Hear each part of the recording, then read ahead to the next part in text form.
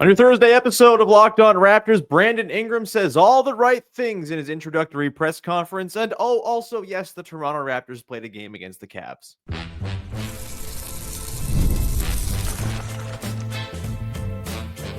You are Locked On Raptors, your daily Toronto Raptors podcast, part of the Locked On Podcast Network.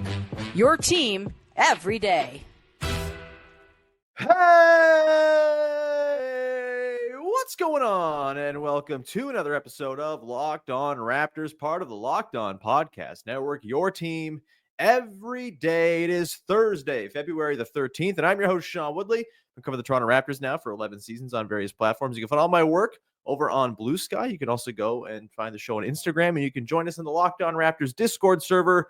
Link in the description of the podcast. Great place. Come hang out, talk ball among friends. Of course, you can also support the daily Locked On Raptors newsletter. QR code on the screen if you want to go support. If you're watching on YouTube or if you're listening on the audio side of things, you can go to the link in the description of the podcast and go and sign it up there. Again, it's 100% free. You get it to your inbox every single day. Taking a deuce has never been so fun. You get my original writing on the team 5 days a week. Katie Heindel, national stories. Michael Shearer, who's going to be on the podcast next week, every Thursday with basketball poetry. It's a great thing. Please go subscribe. It's much appreciated when you support. All right. On today's show, we will eventually talk about the Toronto Raptors losing to the extremely good, very terrifying Cleveland Cavaliers, 131-108. We will get into the good, the bad, and the from that game. But we should start with the most important item of the night, which was Brandon Ingram was introduced to the gathered hordes of Toronto media on Wednesday night before the game. And, as you'd expect, it kind of got very quickly into questions about fit and how things were all going to work. I thought it was a pretty enlightening presser from Brandon Ingram. He's not the most over the top gregarious guy or anything like that, but he seems pretty thoughtful. Seems like a bit of a gentle soul. And I thought had a lot of interesting insights and some interesting subtext to kind of read into, his situation in New Orleans and how that all ended and his excitement to be here in Toronto. So let's dive into that off the top and just sort of, get into some of my takeaways. First of all, look, he said all the right things, which, hey, it's a press conference. Guys, just be saying things sometimes. It's not always something worth reading super deeply into when you have a guy up on a press conference dais and he's filling his collectively bargained contractual obligation to address the media regarding a thing. But I thought Brandon Ingram, handled himself pretty well. And I liked a lot of what he had to say, particularly when it came to the questions about his fit, which of course, this is the thing that's going to define whether or not this was a good swing for the Raptors to make or not. If Brandon Ingram can fit into what the Raptors want to do, bring obviously some of his, mid-range self-creation stuff to the table as like a break glass in case of emergency thing, as a crunch time weapon, as all sorts of, there's lots of reasons that what Brandon Ingram is now or was with the Pelicans is still like a useful player in Toronto. But to really optimize him and the team, there's going to have to be some concessions made. There's going to have to be a little bit of flexibility on his part. And he's going to have to do some stuff that he maybe didn't do a whole lot of in New Orleans in particular. Work off the ball a little bit more, be willing as a catch and shoot 3-point guy, be willing as a creator for others and sort of a connective piece within the Raptors offensive system. Some of those things he definitely already has as part of his tool bag. Like, he's a good passer. Historically, he's been a very good passer in terms of just creating for others. His willingness to create for others has always been there. He's ranked in the top 10 percentile in assist percentage among all wing players per clean the glass every single year since 2019-20, his first year in New Orleans when he won most improved player. 99th percentile this year, 96th last year, 98th the year before, 97th before that, 92nd, 93rd. He's a top 10 percentile creative wing going right now. When it comes to assist to usage. So it's is he just getting all this usage and just kind of walking into assist because of it? The assist to usage rate is very good. It's top 20% or so over the course of his entire career. He is someone who is unselfish. He is eager to move the ball as much as he's also eager to do the hooper stuff and score. There's a balance to his game that I don't know if maybe he's getting total credit for, because I've been kind of guilty of this sort of putting him in the box of mid-range dude who only jacks from 18 feet and, is reticent to take three-pointers. That's still true. Over the course of his career, he has been reticent to take three-pointers, and that's got to change. He's got to be open to take catch and shoots. But when it comes to the stuff that's going to work within this offense without much need for any kind of adaptation or acclimation process, the passing is going to fit in immediately. The collective passing juice of this team, of the starting five, it's going to be really impressive. You obviously have Scotty Barnes, a visionary passer, one of the best passers in all of the NBA. You've got Jakob Poeltl, as far as big men passers go, certainly in the upper crust of those guys. You've got Immanuel Quickley. I think he's got some nice passing instincts if he's maybe not fully fledged those out just yet. Like I do think he's got a pretty good head on his shoulders for playmaking and where the next read should be. And RJ Barrett, we've talked a lot about his advancements as a passer this year too. You also factor in Jamal Shed, who's going to be part of this team for a while going forward. A very, very good passer and a creative passer, a guy who can create guys open looks just with the ability to see reads that other guys can't see. Grady Dick, a nice secondary passer. I think, Jonathan Mogbo as a creative, big man wing type has a lot of passing juice as well. There's just going to be a lot of creative passing vision on this team, and all of that sort of compiled together. I think it is going to have a bit of an amplifying effect where all of this good passing is going to layer on top of one another and allow the Raptors to create a lot of good stuff if, again, guys are willing to kind of occupy the spots on the floor that they're going to need to occupy. Some of the things that came to light that Ingram said, that I just sort of, piqued my interest during his presser. The number one, he was asked about the fit and sort of his ability to kind of acclimate to the team. And he was, it was kind of interesting, the subtext of the situation he was in New Orleans. I don't, he seems like he's too nice a guy to like say anything outwardly negative about the team, but just a couple of little comments. There was one comment about how, he's looking forward to playing on a team where like guys are on time and guys are working hard and they listen to coaching instruction. Like, that kind of raised my eyebrows of, oh, was that not going on in New Orleans? And if not, that's kind of strange considering these are professional basketball players, not like showing up on time or listening to instruction. Again, just reading between the lines, but I thought that was interesting. He had a really funny response. Our pal Louis Zatzman from Raptors Republic asked him a question about the similarities of playing with Immanuel Quickley and CJ McCollum, who of course was his combo guard for a long time with the Pelicans. And in the middle of the question, Ingram just kind of let out an involuntary chuckle when hearing CJ's name invoked, and then just kind of said, yeah, I don't think Emmanuel shoots as much as CJ does. Just like, again, like sort of little subtle dig, again, subtext of maybe the situation with the Pelicans was not super conducive to the way Ingram wants to play. I kind of believe him when he says that he wants to play unselfish, connective basketball. He seems like a guy who just kind of wants everyone to kind of eat. He seems very excited by the environment the team seems to have when it comes to, just sort of rooting for one another, being on each other's side.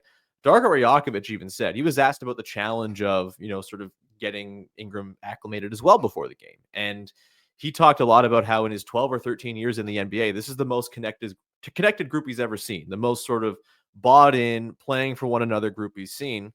Look, words are great, right?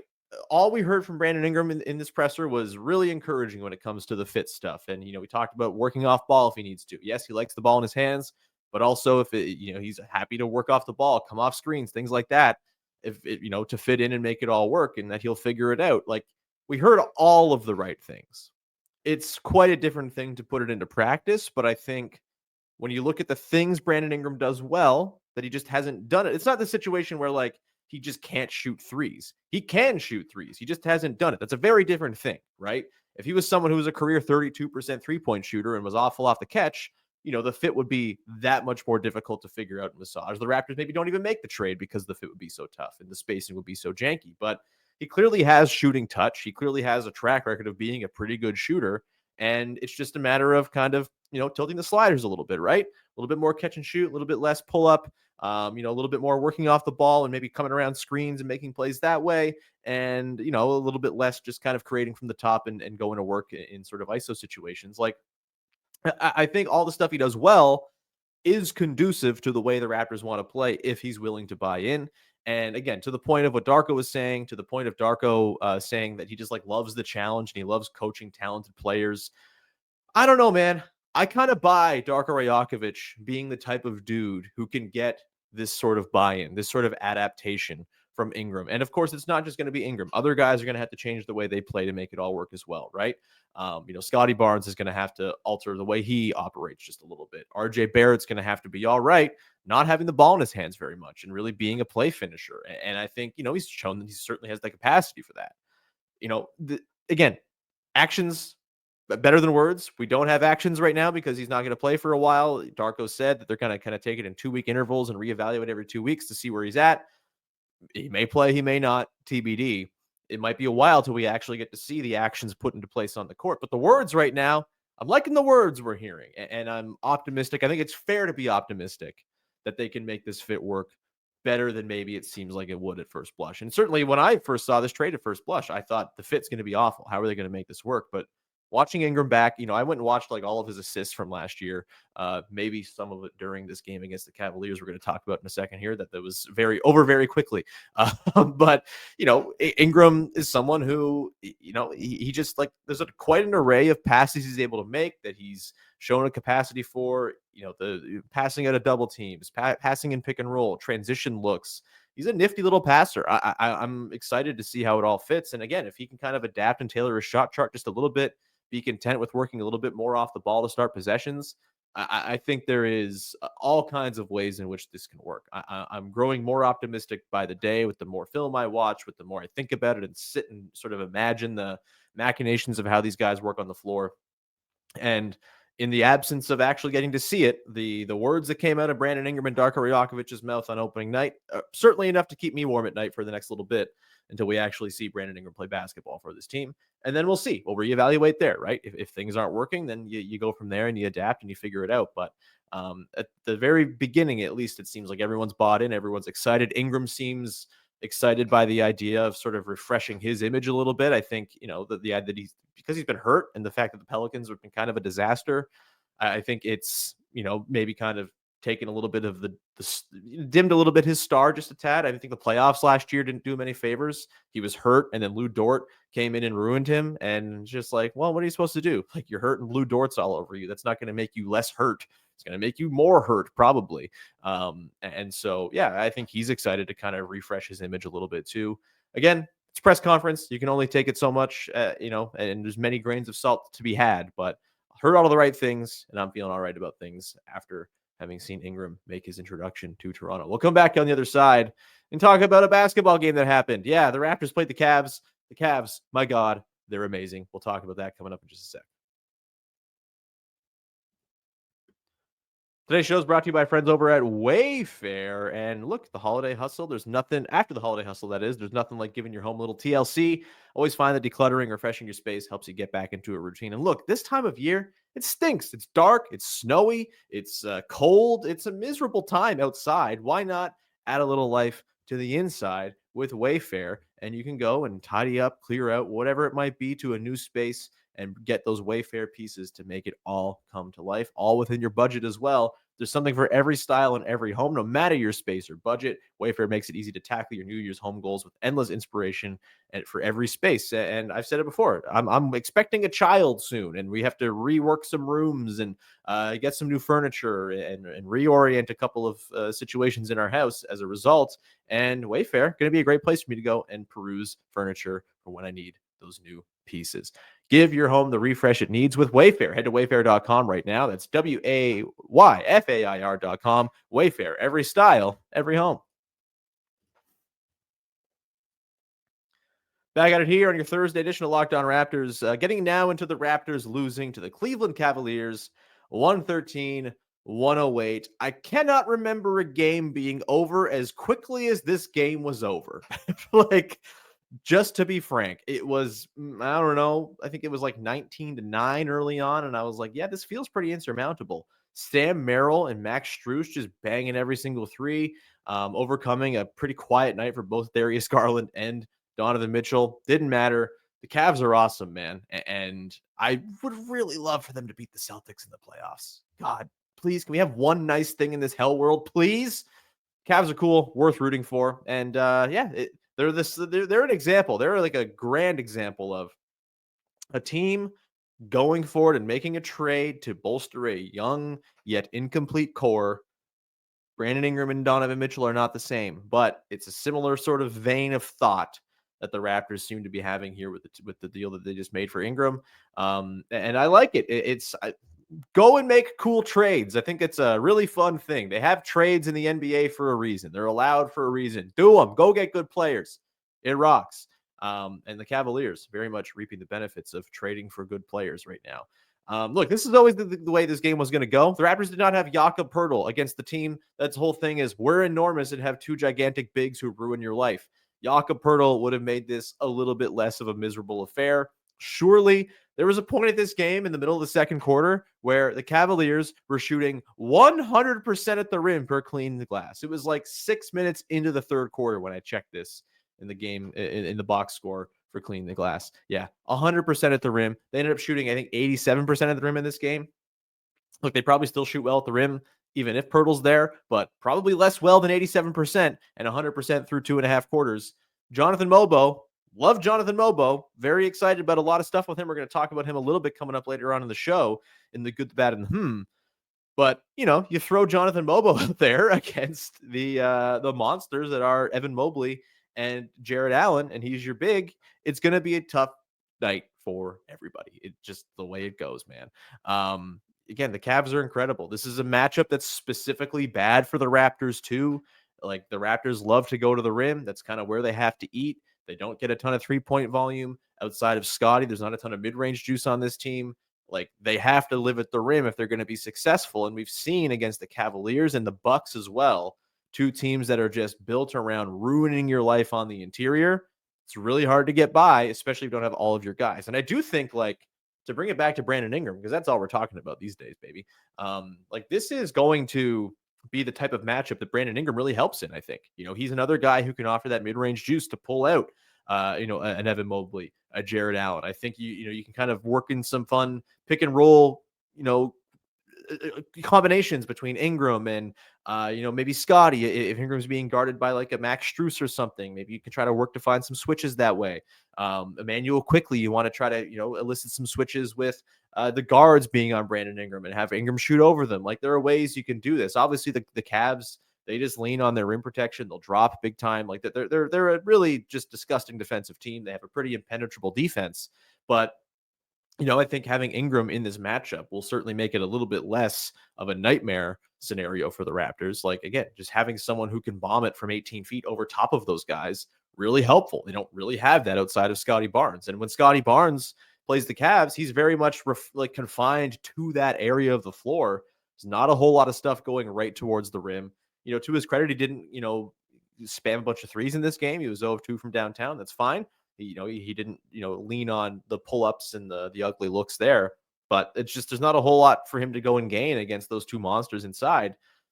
Mobley's always been a good defender of Scotty. Scotty's gotten his moments and he's gotten one on Mobley from time to time as well. No doubt. It's always a really fun matchup with those two, but it's just a really tricky matchup for the Raptors. And, I think Ingram is the kind of guy who's going to make it a little bit less tricky going forward for them.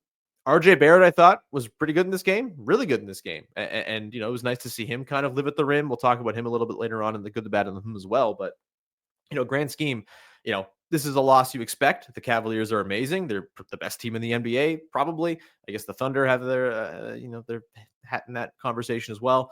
But yeah, this is going to be a tough one to win any night. And then you get 0 of 3 from downtown from Grady Dick, a really rough game from him. Only 6 3-point attempts from Quickley. You probably want more than that. They only get 29 threes up in this game. The Cavs hit 18, took 53 of them, hit 18. It's just, you're not going to win against the Cavaliers with that formula, especially when you're missing Jakob Poeltl and Brandon Ingram. I never for 1 second thought the Raptors are going to win this game. And thankfully for thanks to the Cavaliers for making that very clear early on with a 41-17 first quarter. Raptors showed some punch. They showed some fight. There were a couple of nice little stretches from RJ and kind of keeping it relatively respectable. They lose by 23. I don't know how respectable you really have it, but what are you supposed to say? I know I'm supposed to have takes and stuff on games, but there's no take to have. You lost to the Cavaliers. That's going to happen. They've done it 4 times this year. The Cavs are incredible. Helps the tank. all that good stuff. Certainly, there were some good little things that happened with developmental players on this team. Jamison Battle, 3 of 6 from downtown, 11 points. That's nice. Nice game from Ochai Agbaji for sure. Jacoby Walter goes 3 of 4. There's some good stuff going on in this game, but not in the gonna win you the game kind of department, just sort of in the smaller little notes to feel good about as you go to bed, having lost by 23. We'll come back on the other side and we'll get into some specifics, some good, some bad, some from this game, including, Tristan Thompson, what a loser. We'll do that coming up in just one sec.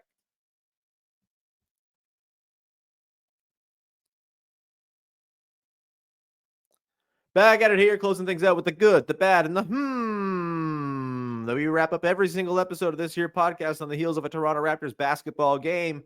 Thing I liked, thing I didn't like, thing that's got me a little bit intrigued from the latest Raptors action. The good for me, I mentioned it a little bit. RJ Barrett, good to see him back from the concussion protocols. Lovely to see him in the lineup, and even better to see the 3-point stroke bouncing back a little bit for him too. 3 of 7 in this game. He had a bit of a fallow period there, late December into January. It was looking kind of ugly, but he's kind of brought it back a little bit here. He's up to 37% on his catch and shoots this season. You like that? That's very nice stuff. The pull-ups are still a disaster, but he doesn't pull up very much, so that's fine. Finishes this game an efficient 27, 4 and 4 at 11 of 18 shooting. One of the only Raptors who wasn't afraid to go to the rim in this one. Lived around the rim, bailed out a couple possessions by just sort of flashing to the middle and getting a little floater up, as RJ tends to do. I thought he was very good in this game. I am fascinated to see what RJ Barrett's next 5-6 months look like. He's been quite good this year. He's gotten better at a lot of things. He does a lot of things well. The Ingram extension throws his future a little bit into the murk. And it's not because RJ's bad. RJ's been really good. I would love for RJ Barrett to be on this team for a good long time. I think it's very cool that he clearly gets a rise out of playing in Toronto. He's proud of it. That's great. He's a fan favorite as a result of being the best Canadian to ever play for the Raptors. It's awesome having him around. Jake Fisher also reported yesterday that Barrett was someone to be monitored going into the offseason, and it's just a numbers game, right? It's just the math and how the contracts work with the Raptors. He just becomes the most likely guy if the Raptors aren't quite able to thread the needle and they don't want to pay the tax. Of course, all of this gets solved if they just decide to pay the tax, which I am a proponent of. Just pay the tax. I don't really care. It doesn't get super punitive unless you're in the aprons, and it's also not super punitive if you are, not a repeater team, right? The repeater tax is where you kind of really start to run into a lot of problems. The aprons obviously give you lots of problems for team building, but you can be slightly in the tax, and that's fine. I think with the Raptors, I don't know. I would like to see what they have with this collection of talent for at least a little bit. You can go into the season over the tax. You can go in, being an expensive team with all of their guys. And then if things aren't working out or you deem the fit to be not quite what you need, then you can always move off of RJ Barrett near the deadline. And this is, again, not against RJ Barrett. It's just a numbers game. With Brandon Ingram's contract, it really is going to depend, I think, a lot on where the Raptors pick. If the Raptors pick first overall, that gets real squeezy real quick with the numbers and the cap sheet, because the first overall pick makes a lot more money than, say, the 5th pick or the 7th pick. It's just how the rookie scale works. And so, that's going to be a big consideration here. Again, I would like to see the Raptors just bite the bullet and pay the tax.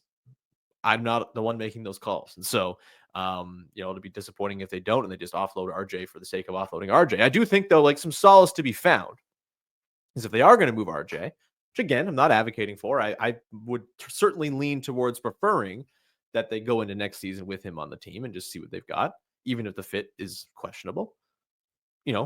If they do trade him, though, I don't think they're just going to trade him as a straight salary dump and just get nothing back. I think the idea would be, all right, RJ maybe isn't an ideal fit in this team.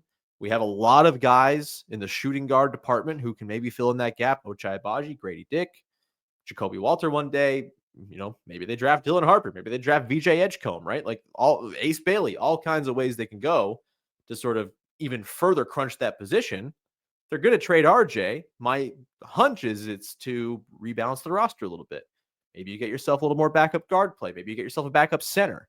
Have more injury insurance behind Jakob Poeltl if ever he were to go down. I think that's probably the way you move RJ and don't make the team worse, You obviously have to get good players back. And, odds are if you're trading RJ for a couple of bench pieces, you're trading the best player in the deal, which is not always what you want to be doing. But sometimes it makes sense. Sometimes rebalancing, I mean, think about it like from the Rudy Gay perspective, right? The Raptors traded Rudy Gay for Patrick Patterson, Chuck Hayes, Grievous Vasquez, John Salmons, all worse players than Rudy Gay, but the fit made more sense. Again, we're way ahead of our skis here. I'm not saying they're going to go trade RJ Barrett or that they should, but if they do, it's for not like RJ stinks reasons. It's for the team's expensive. They've, made a bet on Ingram, who is now the better scorer than RJ on this team. He's the best scorer on this team. He's the second best player on this team, if not the best player on this team, frankly. It's very good. Brandon Ingram, good player. Like, if it means that RJ gets moved, again, it's, I'm sure it'll hurt some feelings, and that's totally fair. It's well within your rights to be upset if they move RJ Barrett. But I think it will be for the greater good if they do. And again, I'm not convinced that they will. Maybe they just pay the tax. Again, maybe I'm doing cope and I'm hanging on to that comment from Bobby Webster last week about how the standard to pay the tax is different than it used to be. But I generally just think just pay the tax. Like, if it's just a few $1,000,000 that you're sort of over, which projects to be kind of the case, like, just pay it. Who cares? And then you figure it out later. Again, you can duck the tax by the end of the season, as like half the teams in the league did at this past deadline. It can be done. Anyway, that's my good, is RJ Barrett being back and awesome. And again, fascinated to see how his fit evolves with this team. I would love to see him play with Ingram at some point this year to get a really good handle on it. The bad for me, Tristan Thompson being lame. Look, I kind of have to hold some of my usual energy for this kind of situation. Tristan Thompson late in this game, if you missed it, if you tuned out, he dunked with the shot clock off, and the Cavs up by 21 at the time, putting him up 23. Whatever.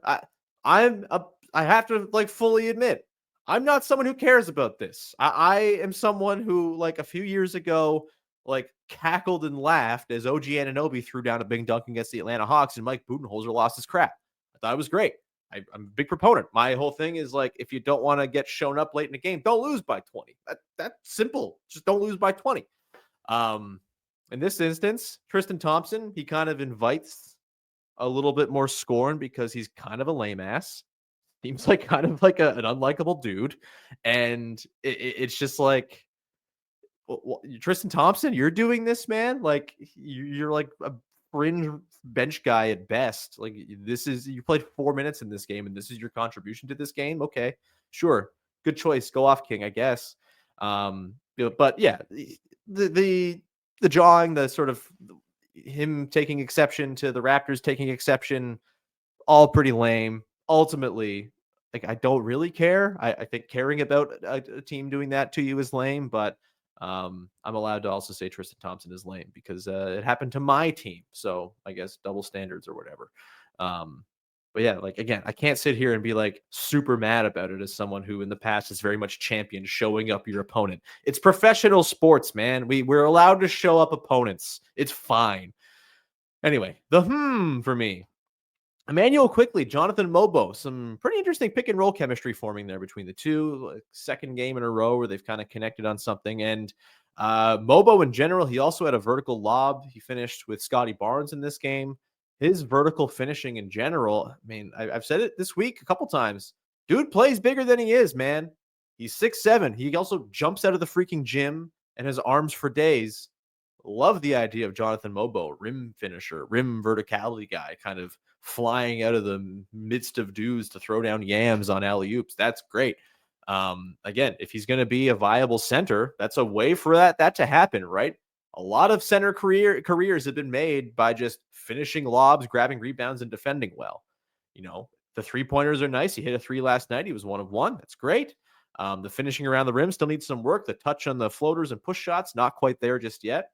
But if he can kind of make hay as a vertical finisher and pick and roll, throw down some yams, that's a way to keep yourself on the floor and make your defense viable. The Mogbo train ain't going slowing down anytime soon for me. I'm big on this dude. So raw, so many things to figure out. But there's a really nice role player, nice connective role player in there, maybe a high-end role player in there at some point as he kind of sorts everything out and refines himself. He's a fun guy. We're going to leave it there. Thank you so much for rocking with the show. We'll be back again tomorrow to TBD. I don't know what we're going to talk about yet. Probably something to do with Brandon Ingram, I would guess, because that's all we're talking about this week, apparently. It's the most fun thing going on. But yeah, we'll be back again tomorrow. We will have a podcast. We will maybe look ahead to All-Star Weekend. Not that I especially care about All-Star Weekend. Shout out Grady Dick. You know, he got honored last night as the Rising Stars guy.